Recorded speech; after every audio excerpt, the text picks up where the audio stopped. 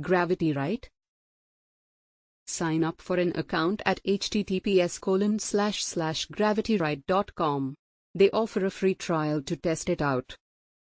Install the Gravity Write extensions for Google Chrome and Google Docs to get AI writing suggestions as you type. When using Google Docs, make sure the Gravity Write extension is enabled.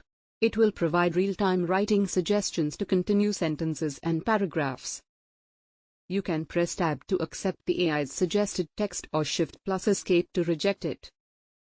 The extension will also highlight sentences in your document that could be improved. Accept the alternate phrasings if they are better. For full AI written drafts, open a new Google Doc and click Enable AI Writing Assistant.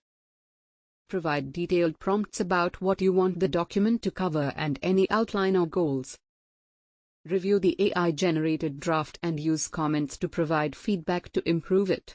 You can iterate by generating multiple drafts.